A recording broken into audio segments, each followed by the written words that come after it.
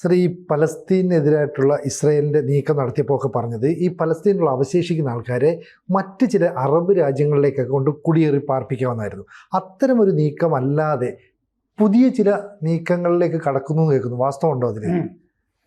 ഈ ഒരു സ്ഥലത്ത് നിന്നുള്ള കുടിയേറ്റക്കാരോ വേണ്ടാത്ത ആളുകളെയോ ഒക്കെ ഈ റുവാണ്ട പോലുള്ള സ്ഥലങ്ങളിലേക്കൊക്കെ ഈ ബ്രിട്ടൻ ഒക്കെ, അതായത് ഈ ഇംഗ്ലീഷ് ചാനലും ഒക്കെ കടന്നു വരുന്ന ആളുകളെയൊക്കെ കുറച്ച് പൈസ അങ്ങോട്ട് കൊടുത്തിട്ട് അത് ബ്രിട്ടൻ ചെയ്തിട്ടുണ്ടല്ലോ, റുവാണ്ട. ഈ നേരത്തെ ട്രംപ് ഈ രണ്ടാം ഊഴത്തിൽ അധികാരത്തിൽ വന്ന സമയത്തും പലസ്തീനിൽ നിന്നുള്ള കുറെ ആളുകളെ വേറെ ചില രാജ്യങ്ങളിലേക്ക് പാർപ്പിച്ചിട്ട് അതൊരു റിവേറ ആക്കി മാറ്റുന്നതിനെ പറ്റി പറഞ്ഞിരുന്നു. അന്ന് ചില രാജ്യങ്ങളുടെ പേരൊക്കെ വരികയും ചെയ്തിരുന്നു.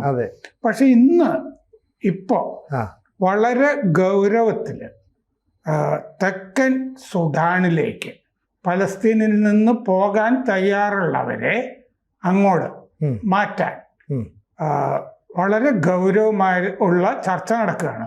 മാത്രമല്ല, തെക്കൻ സുഡാന്റെ മന്ത്രി, വിദേശകാര്യ മന്ത്രി, അദ്ദേഹത്തിൻ്റെ പേര് മണ്ടെ സെമായ കുംബ എന്നാണ്. പേരിൽ മണ്ടെ എന്നുണ്ട്. അപ്പോൾ വിദേശകാര്യമന്ത്രി തെക്കൻ സുഡാൻ്റെ മണ്ടെ സെമായ കുംബ കഴിഞ്ഞ ആഴ്ച വെസ്റ്റ് ബാങ്കിൽ സന്ദർശനം നടത്തിയിരുന്നു. അപ്പോൾ ഇസ്രയേലിൻ്റെ ആളുകൾ ആ സ്ഥലമൊക്കെ കാണിച്ചു കൊടുക്കുന്നൊക്കെ ഉണ്ടായിരുന്നു. അപ്പോൾ രാജ്യവുമായിട്ടൊക്കെ ചർച്ചകൾ നടന്നു കഴിഞ്ഞിരിക്കുന്നു. തെക്കൻ സുഡാന് കുറെ കാശ് കൊടുത്തിട്ട് പോകാൻ തയ്യാറുള്ള പലസ്തീൻകാരെ തെക്കൻ സുഡാനിലേക്ക് അയക്കാനുള്ള ഗൗരവമുള്ള ചർച്ചകൾ. അപ്പൊ ഇത് കിഴക്കൻ ആഫ്രിക്കയിലെ രാജ്യമാണ് തെക്കൻ സുഡാൻ. അമേരിക്കയിൽ ഈ ലോബിയിസ്റ്റുകൾ ഉണ്ടല്ലോ, ഇന്ത്യക്ക് ഒരു ലോബിയിസ്റ്റ് ഉണ്ട് അവിടെ, ലോബിയിങ് കമ്പനി. പാകിസ്ഥാൻ ഒരു ലോബിയിങ് കമ്പനി ഉണ്ട്. ഇപ്പൊ മുനീർ അവിടെ പോയി നേരെ ട്രംപിന്റെ അടുത്തേക്കൊക്കെ ചെല്ലുന്നുണ്ടല്ലോ. ഞാനൊരു റിപ്പോർട്ടിൽ വായിച്ചിരുന്നു, ഇന്ത്യക്ക് ഒരു ലോബിയിസ്റ്റ് ഉണ്ട്, പക്ഷെ ആ ലോബിയിസ്റ്റിനേക്കാൾ ട്രംപിന്റെ ടീമിലൊക്കെ നേരത്തെ ഉണ്ടായിരുന്ന ഒരാളാണ് പാകിസ്ഥാന്റെ ലോബിയിസ്റ്റ്. അതുകൊണ്ടാണ് മുനീർ ഇങ്ങനെ അടുക്കളയിലേക്കൊക്കെ കയറി ചെല്ലുന്നത് എന്ന് ഒരു റിപ്പോർട്ട് ഞാൻ വായിച്ചിരുന്നു. അപ്പൊ അമേരിക്കയിൽ ഈ ലോബിയിങ് കമ്പനികളുണ്ട്. അങ്ങനെ ഒരു കമ്പനിയുടെ ഉടമസ്ഥൻ ജോ സ്ലാവിക്. ഈ ജോ സ്ലാവിക്കുമായിട്ട് ഇസ്രയേല് ചർച്ചയൊക്കെ നടത്തി കഴിഞ്ഞു ഈ കാര്യത്തിൽ. ആ ലോബിയിങ് ഫേമാണ് തെക്കൻ സുഡാനുമായിട്ടൊക്കെ ചർച്ച നടത്തുന്നത്. അപ്പോൾ ഇസ്രയേലിൻ്റെ ഒരു പ്രതിനിധി സംഘം തെക്കൻ സുഡാനിലേക്ക് പോകാൻ ഇരിക്കുകയാണ്. കാരണം അമേരിക്കൻ ലോബിയിങ് ഫേം തെക്കൻ സുഡാനുമായിട്ട് പണത്തിന്റെ കാര്യവും ഒക്കെ ചർച്ച ചെയ്തിട്ടുണ്ട്. അതൊരു ഘട്ടത്തിൽ എത്തിയത് കൊണ്ട് ഇനി ഇസ്രയേലിന്റെ ഒരു പ്രതിനിധി സംഘം തെക്കൻ സുഡാനിലേക്ക് പോകുന്നു. തെക്കൻ സുഡാന്റെ വിദേശകാര്യമന്ത്രി കഴിഞ്ഞ ആഴ്ച വന്നല്ലോ, ഇസ്രയേലിലും വെസ്റ്റ് ബാങ്കിലും ഒക്കെ സന്ദർശനവും നടത്തി. അപ്പോ ഈ മറ്റേ ഇസ്രയേലിലെ ഒരു പൊതുജന ഗ്രൂപ്പ്, സിവിൽ സൊസൈറ്റി സംഘടനയുടെ നേതാവ് എഡ്മണ്ട് യക്കാനി, അദ്ദേഹം തെക്കൻ സുഡാനുമായിട്ട് ചർച്ച നടത്തിയിട്ടുണ്ട് ഈ കാര്യത്തിൽ. അപ്പൊ ഇസ്രയേലിൽ നിന്നുള്ള ഒരാളും തെക്കൻ സുഡാനുമായിട്ട് ചർച്ച നടത്തി കഴിഞ്ഞു. അപ്പോ എന്നിട്ടാണ് സുഡാന്റെ വിദേശകാര്യമന്ത്രി മണ്ടെ സെമായ കുംബ കഴിഞ്ഞ ആഴ്ച മറ്റേ ഇസ്രയേലിൽ എത്തിയത്. അപ്പോൾ ഈ വിദേശകാര്യമന്ത്രി ഗിഡൺ സാർ സംഘടിപ്പിച്ച സന്ദർശനമായിരുന്നു ഇത് എന്ന് റിപ്പോർട്ടുകളിലൊക്കെ കാണുന്നുണ്ട്. അപ്പോൾ വിദേശ മന്ത്രാലയത്തിൻ്റെ ഡയറക്ടർ ജനറൽ സാച്ചി ഡിക്സ്റ്റീൻ, പിന്നെ ഡെപ്യൂട്ടി മന്ത്രി ഷാരൻ ഹാസ്കൽ, ഇവർ രണ്ടുപേരും ഈ സുഡാൻ്റെ വിദേശകാര്യമന്ത്രി സെമായ കുംബയുടെ കൂടെ ഈ കഴിഞ്ഞ ആഴ്ച സന്ദർശനം നടത്തിയപ്പോൾ ഉണ്ടായിരുന്നു എന്ന് പറയുന്നുണ്ട്. അപ്പോൾ 2011 സ്വാതന്ത്ര്യത്തിന് മുൻപ് മുതൽ, അതായത് 2011 തെക്കൻ സുഡാന് സ്വാതന്ത്ര്യം കിട്ടിയത്, അതിനു മുമ്പേ തന്നെ അവർക്ക് ഇസ്രയേലുമായിട്ട് ബന്ധം ഉണ്ട്. തെക്കൻ സുഡാനെ ആദ്യം അംഗീകരിച്ച രാജ്യങ്ങളിലൊന്നാണ് ഇസ്രയേൽ. അപ്പോൾ ഇതിൻ്റെ കൂടെ വേറൊരു നീക്കം നടക്കുന്നുണ്ട്. ഈ യുദ്ധത്തിൻ്റെ വെടിനിർത്തലൊക്കെ ആയി എന്നാണല്ലോ അമേരിക്കയുടെയൊക്കെ ധാരണ. അപ്പോൾ ഗാസയിൽ ഗവർണറായിട്ട് സമീർ ഹുലിലെ എന്ന് പറഞ്ഞൊരാളെ, കച്ചവടക്കാരനാണ്, ഗവർണറായിട്ട് വെക്കാൻ നേരത്തെ ബൈഡൻ ഭരണകൂടത്തിൻ്റെ കാലത്ത് ആലോചിച്ചിരുന്നു. അപ്പോൾ അങ്ങേര് ഇപ്പോൾ കുറേ അറബ് മാധ്യമങ്ങൾക്ക് അഭിമുഖം കൊടുത്തിട്ടുണ്ട്.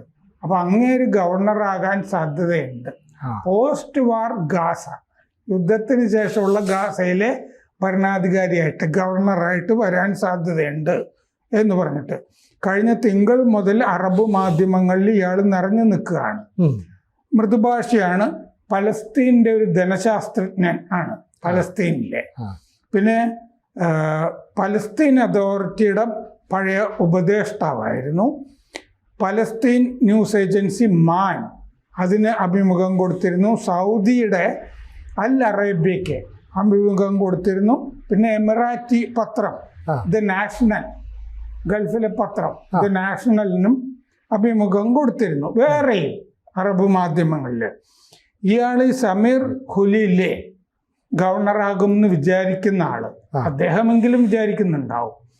അദ്ദേഹം 2024 ബൈഡൻ സർക്കാർ തീരുമാനിച്ചിരുന്നു ട്രംപ് ഈ അദ്ദേഹത്തിനെ തന്നെ വയ്ക്കുമോ എന്ന് നമുക്ക് ഉറപ്പൊന്നുമില്ല. അപ്പോൾ പലസ്തീൻ അതോറിറ്റി സമ്മതിച്ചാൽ, പലസ്തീൻ അതോറിറ്റിയാണല്ലോ അവിടെ ഭരിച്ചുകൊണ്ടിരിക്കുന്നത് പലസ്തീൻ അതോറിറ്റി സമ്മതിച്ചാൽ ആകാം. ഞാനൊരു ബിസിനസ്സുകാരൻ മാത്രമാണെന്ന് അദ്ദേഹം അഭിമുഖങ്ങളിൽ പറഞ്ഞിട്ടുണ്ട്. ചൊവ്വാഴ്ച വൈകിട്ട് റമല്ലയിൽ, അതായത് വെസ്റ്റ് ബാങ്കിൽ, പലസ്തീൻ അതോറിറ്റി വക്താവ് പറഞ്ഞു, ഈ ഇപ്പോൾ ഇയാൾ നടത്തിക്കൊണ്ടിരിക്കുന്ന നീക്കങ്ങൾ മര്യാദയില്ലാത്തതാണ് എന്ന് പറഞ്ഞു. വെസ്റ്റ് ബാങ്കിൽ നിന്ന് ഗാസയെ വേർപെടുത്തുന്ന ഒരു നീക്കത്തിന് ഞങ്ങൾ കൂട്ടുനിൽക്കില്ല എന്ന് പറഞ്ഞു. അപ്പോൾ പലസ്തീൻ അതോറിറ്റിക്ക് ഈ സമീർ ഹുലിലെ വരുന്നതിൽ വലിയ താല്പര്യമുള്ളതായിട്ട് ആ പ്രതികരണത്തിൽ നിന്ന് കാണുന്നില്ല. ഇങ്ങനെ Palestine development and Palestine development ലിമിറ്റഡിൻ്റെ CEO ആയിരുന്നു, കച്ചവടക്കാരൻ എന്നുള്ള നിലയ്ക്ക്. പിന്നെ ഈജിപ്തും സൗദിയുമായിട്ടൊക്കെ ചർച്ച നടത്തിയെന്ന് അദ്ദേഹം അഭിമുഖത്തിൽ പറഞ്ഞിട്ടുണ്ട് ഈ ഗവർണറാകുന്നത് സംബന്ധിച്ചിട്ട്. കാരണം ഈജിപ്തിനും സൗദിക്കും ഒക്കെ ഇതിലൊരു സേ കാണുമല്ലോ.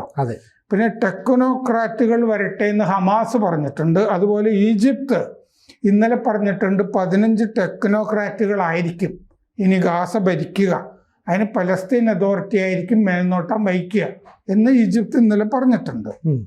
അപ്പോൾ പക്ഷെ ഇസ്രയേല് ഗാസ അങ്ങനെ വിട്ടുകൊടുക്കൂ? ഗാസയിലൊരു ഗവർണറാകാനും ഗാസ സ്വതന്ത്രമായിട്ട് പലസ്തീൻ അതോറിറ്റിക്ക് ഭരിക്കാനും ഇസ്രയേൽ സമ്മതിക്കുമോ? നെതന്യാഹു സമ്മതിക്കുമോ? അങ്ങനെ ഒരു കീറാമുട്ടി ഉണ്ട്. ഇയാള് ഈ ഹുലിലെ 1957 കുവൈറ്റിൽ ജനിച്ച ആളാണ്. ലെബനനിൽ പഠിച്ചു. പലസ്തീൻ ബാങ്കിങ് കോർപ്പറേഷനിൽ ജോലി ചെയ്തിരുന്നു. പലസ്തീൻ ബിസിനസ് ഫോറത്തിൻ്റെ മേധാവിയായിരുന്നു. പിന്നെ പലസ്തീൻ ട്രേഡ് ഓർഗനൈസേഷൻ്റെ മേധാവിയായിരുന്നു. സ്റ്റോക്ക് എക്സ്ചേഞ്ചിൻ്റെ മേധാവിയായിരുന്നു. പലസ്തീനിൽ സ്റ്റോക്ക് എക്സ്ചേഞ്ച് ഉണ്ട്. അപ്പോൾ ഈ പല സർക്കാർ റോളുകളിലും പലസ്തീൻ അതോറിറ്റിയിൽ ഉണ്ടായിരുന്നു. പിന്നെ പലസ്തീൻ അതോറിറ്റി എന്ന് പറഞ്ഞാൽ അതിന് ഫണ്ട് കൊടുക്കുന്നത് അമേരിക്കയാണ്. അമേരിക്ക പറയുന്നത് പോലെ പലസ്തീൻ അതോറിറ്റിക്ക് ചെയ്തേ പറ്റൂ. പലസ്തീൻ അതോറിറ്റിക്ക് അങ്ങനെ ഒരു കുഴപ്പമുണ്ട്. ഈജിപ്തും ജോർദാനും അമേരിക്കയ്ക്ക് പുറമെ പലസ്തീൻ അതോറിറ്റിക്ക് ഫണ്ട് കൊടുക്കുന്നുണ്ട്. അപ്പോൾ വേറെയും പേരുകൾ വരുന്നുണ്ട് ഈ ഗാസയിലെ ഗവർണറായി വരാൻ. മുഹമ്മദ് ദഹ്ലാൽ എന്ന് പറഞ്ഞ ആളാകാം എന്ന് പറയുന്നുണ്ട്. അദ്ദേഹം ഖാൻ യൂനിസിൽ നിന്ന് നേരത്തെ ലെജിസ്ലേറ്റീവ് കൗൺസിൽ അംഗമായിരുന്നു. ഫത്തയാണല്ലോ ഈ പലസ്തീൻ അതോറിറ്റി എന്ന് പറയുന്നത്. അതെ. ഫത്തയിൽ അംഗമായിരുന്നു. പക്ഷെ ഇപ്പൊ UAE പ്രവാസിയായിട്ട് കഴിയുന്ന ആളാണ് മുഹമ്മദ് ദഹ്ലാൻ. അപ്പോൾ ഒരു ഇസ്രയേല് ഗാസ ഇസ്രയേലിനോട് കൂട്ടിച്ചേർക്കാൻ ശ്രമിച്ചുകൊണ്ടിരിക്കുന്നു ഒരു വശത്ത്. ഈജിപ്തിനെ പോലുള്ള രാജ്യങ്ങൾ ഗാസ ഒരു സെപ്പറേറ്റ് ആയിട്ട് ഗാസയും വെസ്റ്റ് ബാങ്കും ഒക്കെ ഉണ്ടാകണമെന്നും ആഗ്രഹിക്കുന്നു.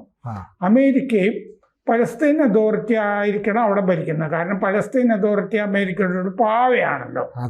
അപ്പോൾ അങ്ങനെ ആഗ്രഹിക്കുന്നു. അപ്പോൾ അമേരിക്കയുടെ പ്ലാൻ ഉണ്ട് ഇതിന്റെ പിന്നിൽ കൃത്യമായിട്ടല്ലേ? അമേരിക്കയുടെ ഒരു പദ്ധതി ഉണ്ട്. അതുകൊണ്ടാണ് അമേരിക്ക കൂടി പറഞ്ഞിട്ടായിരിക്കും. വിറ്റ്കോഫ് എങ്കിലും പറഞ്ഞിട്ടുണ്ടാവുമല്ലോ. വിറ്റ്കോഫ് പറഞ്ഞിട്ടായിരിക്കും. ഇപ്പൊ അറബ് മാധ്യമങ്ങളിലൊക്കെ ഞാനോ മറ്റോ ആയിരിക്കുമോ എന്ന് സ്വയം എന്ന് ചോദിക്കുന്ന പോലെ സംഭവം വലിയൊരു വൈറലായിട്ട് മാറുന്നതിന് തുല്യമാണിത് അല്ലേ? അതെ. അപ്പോ പണ്ട് ഏതൊരു നാടകത്തിലോ മറ്റോ ഉള്ളതാണെന്ന് തോന്നുന്നു. യേശുവിനെ ഒരാൾ യേശു പറയും ഇങ്ങനെ, നേരം ഇരുട്ടി വെളുക്കുന്നതിന് മുമ്പേ അല്ല അടുത്ത കോഴി പോകുന്നതിന് മുമ്പേ എന്നെ ഒരാൾ ഒറ്റും എന്ന് പറഞ്ഞിട്ട്. അപ്പോൾ ഓരോരുത്തരോട് ഒരാളുകൾ ഇങ്ങനെ നീയാണോ ഇങ്ങനെ ചോദിച്ചു കിടക്കുന്നതിൻ്റെ ഇടയ്ക്ക് SP പിള്ള പറയുന്നതായിട്ട് ഇനി ഞാനോ മറ്റോ ആയിരിക്കുമോ എന്ന് പറയുന്നവരാണ്. ഞാനോ മറ്റോ ആയിരിക്കുമോ ഗവർണർ എന്ന് പറഞ്ഞ് ഇങ്ങനെ നടക്കുന്നുണ്ട്. ഇപ്പോൾ ഈ സംഗതിയും കൂടി വരുന്നുണ്ട്. പക്ഷെ നമ്മൾ മറ്റേത് പറഞ്ഞല്ലോ, തെക്കൻ സുഡാനിലേക്ക് പലസ്തീനികളെ മാറ്റി പാർപ്പിക്കുകയാണ് ഇസ്രയേലിന്റെ ലക്ഷ്യം. ആ ചർച്ചയാണ് ഗൗരവത്തിൽ നടക്കുന്നത്. തെക്കൻ സുഡാന്റെ വിദേശകാര്യമന്ത്രി വെസ്റ്റ് ബാങ്കിലെത്തി. കൂടുതൽ വാർത്തകളും വിശേഷങ്ങളും നിങ്ങളിലേക്ക് എത്താൻ ABC മലയാളം സബ്സ്ക്രൈബ് ചെയ്യുക, ബെൽബട്ടനും അമർത്തുക.